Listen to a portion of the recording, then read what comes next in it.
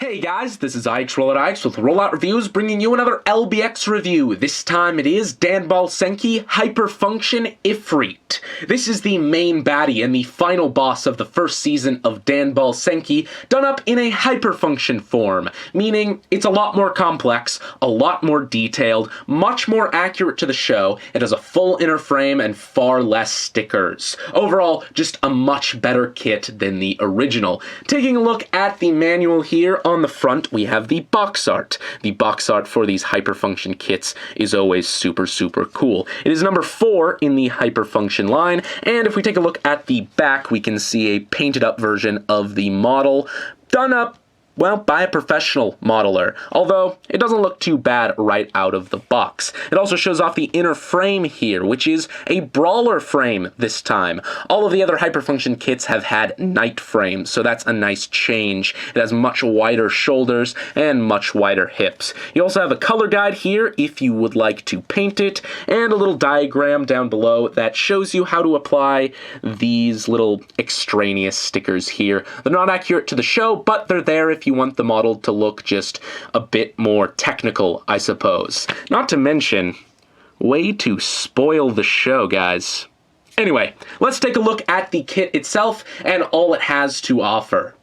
Now, just like all the other hyperfunction kits before it, it has a full inner frame and comes with this little tool here to both help you remove the armor and apply the stickers. This is a really useful little tool. I've given it praise before, and this time, it's no exception. He also comes with some swappable feet here for that inner frame. You have to switch those out.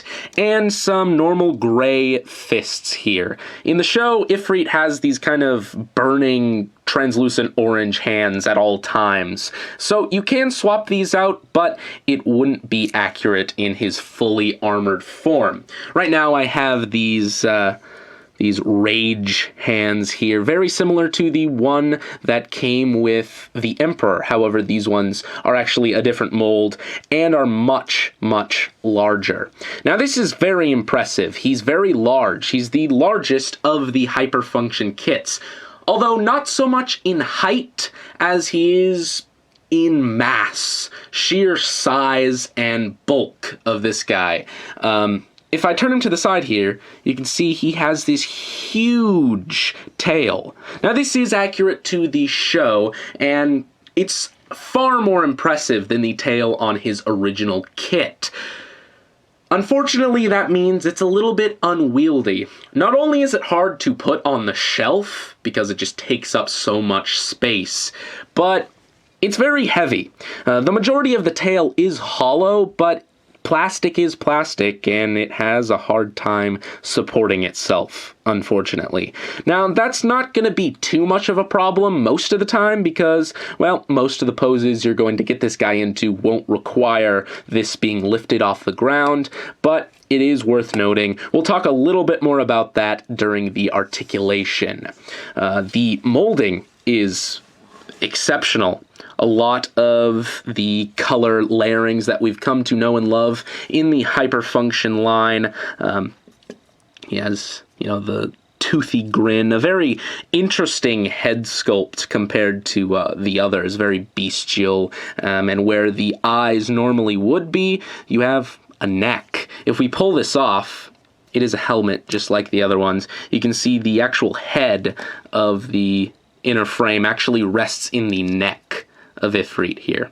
So that's interesting. Once again, some really nice details on the chest, down here on the waist section, and up on the shoulders. All very nice. Now, he has these weird little tendrily ribbons, I guess. I wouldn't go so far as calling them wings, because this really wouldn't allow him to fly, even though he does kind of levitate in the show. They're very cool, and they're made out of the same material as the wings on Lucifer. So kind of a rubbery, soft plastic. They do look very cool. They catch the light very well. He also has the same pink plastic in his little shoulder sections here, in these little vents. It's very hard to see on camera, but it is there. And also his eyes are in that same color, but they're very hard to make out. He has 2 eyes on each side of his head, and you can only really really glimpse them if you have a light shining through the other side. But they are there, and when you get that effect, it does look pretty impressive.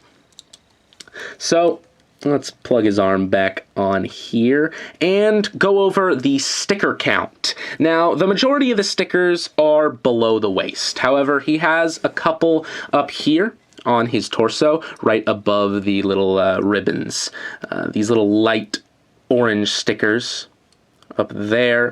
They're not too hard to apply, and they end up looking rather nice. I haven't had too many problems with those. However, they have peeled a little bit over time. And the rest of the stickers, like I said, are down below. On the feet here, in between this orange section and the gray section, that dark gray bit, that is a sticker on either side that kind of wraps around. But as you can see, it's behind a couple bits of plastic, so you shouldn't have too much of a problem scuffing those up, or rather, not scuffing those up. On the thighs here, the purple details are actually stickers. Fortunately, though, they are sandwiched underneath a piece of plastic here, so they end up looking rather nice and don't get in the way whatsoever. He does have some gray stickers on the inside here, 2 on each side, but once again, they're on the inside of the leg, so they don't cause much of a problem. On the back here, this skirt section, similarly to the thighs here, the purple details are stickers, but they are sandwiched underneath a piece of plastic. And then there's the tail. All of these purple details here are stickers. There's 10 on each side. They're a pain to apply, not because they're difficult, but just because there's so many of them. It is a little bit tedious, but it ends up looking rather nice, but you do want to be careful with it. You want to rather hold the tail from here rather than from the side. Try to refrain picking the guy up like that, and sort of pick him up like this. I like carrying him around with 2 fingers on either side of the tail and then a finger on his chest.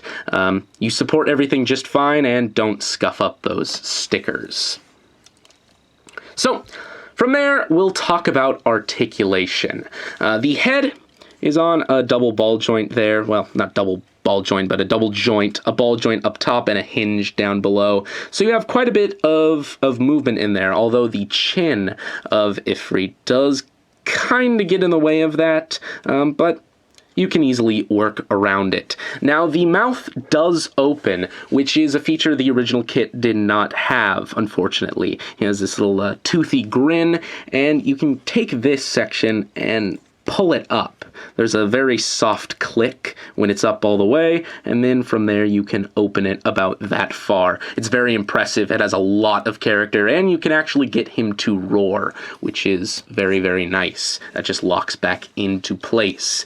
The shoulders are on ball joints here, the standard hyperfunction articulation. However, this armor is slightly loose. You can see in there's a seam, and that connection can get a little bit loose over time, so you want to make sure to squeeze those 2 sections together. Keep that tight so that this isn't flopping around. The arms go in and out. They go about that far. This and the shoulder kind of hinder it just a little bit. They rotate here. There's a double joint in the elbow, but his hands are rather large, so they can get in the way as well, unfortunately. But you know what? That's just a problem with the armor. His articulation and the joints themselves in the arms aren't bad. The waist does rotate, just a rotation, not a ball joint, nothing special there, nothing too revolutionary. The little tendrils are on ball joints, albeit they're not the strongest in the world. You can kind of, rotate them, bring them up and down. Every once in a while they will pop off just because of the rubbery material they're made out of, but I have them positioned like this with the smaller ones up top and the bigger ones down below. You can position them like this, or rotate these however you'd like, but over time the larger tendrils will like to fall like that. So While you have quite a few options, you're limited just by the size of these things, which isn't too much of a problem. I don't think you'd want to do anything too crazy with them, but it is worth noting. Now, below the waist, everything just gets a little bit fiddly. The waist armor is super fragile in some places. On the side here, you have these gray bits. Those can move, but they're really not meant to, and they don't get in the way of the leg articulation at all, so they're just pretty much there to fill in the gap. This front section is actually pretty loose. It goes forward and back and side to side, and then they're on little tiny ball joints here, which is a very cool concept, and you can kind of get the leg up and move that armor out of the way in any position. But these sections here fall off all the time. You might want to glue those in because I've had several instances where those have popped off. I've also had this back section just completely come off like that before, and that's no good either. But we'll just attach that there. The back skirt armor, similarly, is rather loose. It doesn't go side to side because that would run into the tail. There's a little tab that stops it from doing so, but it does go up and down. Not a whole lot of problems with that, but it doesn't attach to the back all that securely. That might be a good thing because it could reduce breakage. I'll talk about the tail a little bit later. I'll actually pull this off here. You can see it attaches with a little polycap ball joint. But we'll set this off to the side and go over the leg articulation here. So the legs, they go up pretty far, back as far as this will allow, and as far as the tail will allow, I suppose, and they go out about that far. So fairly impressive with the thigh articulation, with the waist articulation, rather. Hips, there we go, that's the right one. Considering all of this stuff around it. It has a rotation up here. The knee is really cool. It only bends 90 degrees. It is on a double joint, but it actually has some plastic bits that help cover up that joint. This is the first hyperfunction kit to do that, and it's very welcome, I suppose. The ankle tilts and then goes forward and back here. There's no movement in the heel spur, which is actually very massive, as you can see here. He can support himself very well, but it does have ball joints. Well, that popped off. Set that over there. It has ball joints in the toes. They can, splay out. They can squeeze together, and they can go up and down. So you can get some pretty expressive and pretty crazy articulation in the legs. Now, as you saw there, the bottom section of the waist came off of the top section of the waist. I've had that problem a couple times as well, but it just plugs back in. Again, another thing you might want to glue if you are okay with such things. Now, the tail. Like I said before, it's a triple segmented piece here. You have a ball joint here. Again, you kind of want to be careful because, this sticker here kind of goes underneath, and you don't want to scuff that by bringing this side to side too much. And then you also have a ball joint here and a ball joint here. Now, it is on a ball joint at the end. However, the most it can do there is rotate. There's not a whole lot of movement, which is probably a good thing, so that it doesn't go falling off all the time. Now, you can tighten these joints just a little bit. If you can see in there, the socket for the ball is two pieces sandwiched together, similarly to the shoulders. And so if you're having any trouble with getting this to stick in a certain position, you can kind of put a finger here and put a finger here and squeeze really hard. And then, as you can see, it's a lot tighter. And you can do that up here, and you can even do that up here to tighten this joint as well. That's kind of only a temporary fix, but it's kind of a little tip. You might actually want to glue those two pieces together so that tightness is permanent. But overall, the tail is rather heavy and rather cumbersome. Anyway, let's take a look at all of the accessories and effect parts this kit comes with. So Ifreet has no weapons. It's a hand-to-hand combat kind of LBX that just basically punches all of its enemies to death. And for that, it has some extra fist parts in the translucent orange. You can just pull off this hand here and swap out the back of the hand. Just like that. Now these are a little bit different than the gray ones you get as well. They don't have any hole for holding weapons. They're exclusively for punching. But they also have a couple little grooves here to attach this fire effect.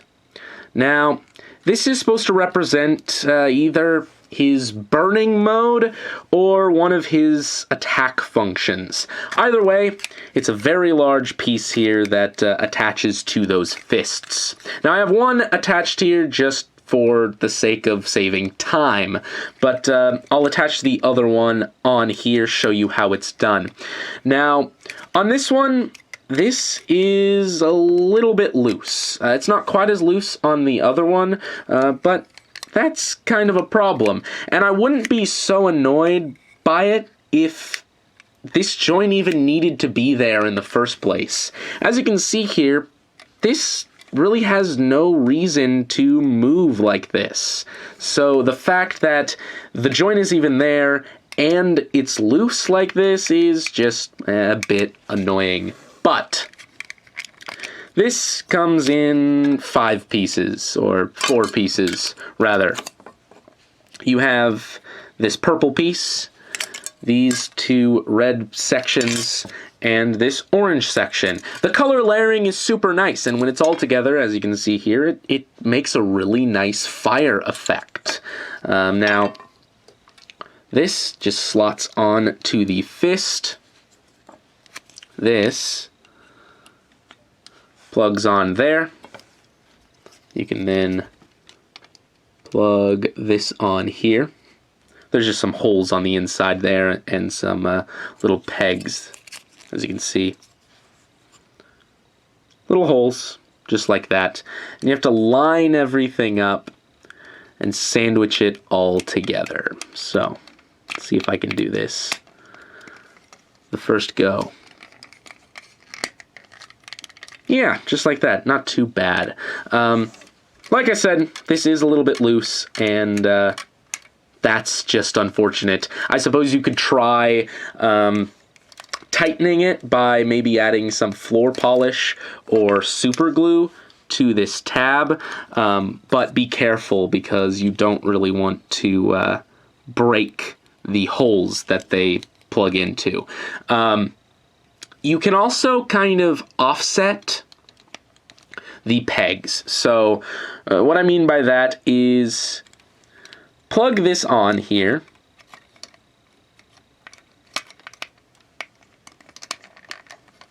But don't actually peg in the top section. So it's a little bit fiddly, but the offset kind of makes the joint just a bit tighter. Also, I don't recommend putting these on and taking them off too often because they are made of kind of brittle translucent plastic, and that could lead to breakage over time. But these aren't the only effect parts he comes with. Now, he also has this little flame piece. It has a little peg here, just like that, and inside his mouth, he's got a little slot, as you can see. And so this just slides in between the teeth, plugs in, and he can bite down on it. It's not super secure, but it stays in there and ends up well, looking very cool. The effect is super nice. On top of that, he also has these flame parts. Now these are completely hollow, but they plug in to the vents on the back of his shoulders. There's actually a little hinge right here, so you can lift these up. Man, I just bumped this out of his mouth. Let's get that back in there. Anyway, there's a little hinge here to make a little bit more room for these. It kind of reveals a little vent there, and you just plug those in like that. There's a plug there, and a plug there, and a port there, and a smaller port there. So just put those in place, lift up this little hinge here, get that flame back in his mouth, situate everything, and there you have Ifreet, well, all fired up. It's kind of a cool effect, I suppose. It looks really impressive on the shelf. All of that translucent plastic catching the light just right is absolutely awesome. Unfortunately, it's super fiddly, once again, just like the lower section. Everything just runs into itself and other things, and it doesn't work. It really doesn't. This is basically the extent of the poses you can get him into. You try moving the arms around and you knock this out of his mouth. You try getting him in kind of a punching position and, well, this falls off. You try rotating the arm around, this runs into the little ribbons back here, runs into the shoulders, and it's an absolute mess. These plug in securely, and they don't get in the way very much, but overall, the effect I don't think is worth it. They're very cool, and if you just want him to, well, stand there doing nothing, then, well, I suppose it's worth having him on the shelf just like that. But if you want to get him in any kind of action pose, then I'd say just forget about these completely. They're not worth the trouble, honestly, and, well, I'm surely glad that these are optional. It's a lot more impressive than the little flames that went around the hands on the original kit, but it just seems almost too much. And I realize that this is, more meant for display rather than play than the normal LBX model kits being part of the Hyperfunction line, but yeah, I'm not a huge fan of these effect parts. In the end, despite all of the things I've complained about during the course of this video, and despite all of its flaws, I still enjoy Hyperfunction Ifreet more than the Emperor or Lucifer. He doesn't have any big wings or weapons to get in the way, and believe it or not, his armor stays on surprisingly well, except for in the waist section. He does have this big tail back here, and it could be pretty difficult to find shelf space for it, but if nothing else, it rests on the ground, and handles itself a lot better than a giant maul weapon, for instance. Overall, this is my second favorite Hyperfunction kit, only to Achilles. However, I seem to remember this guy being a lot bigger than this compared to Odin, assuming that Odin is the same size as Achilles. Maybe he's just massive, but I seem to think he was just a bit taller. Oh well, could be me. Overall, my biggest problem with this kit has nothing to do with the kit itself. Even these I am alright with because they're optional. They're easy to forget about them, even though they kind of suck. My biggest problem is that he kind of necessitates another LBX. Back when I was reviewing Lucifer, I said it would be kind of nice to have a Hyperfunction Xenon or a Hyperfunction Odin to fight with it.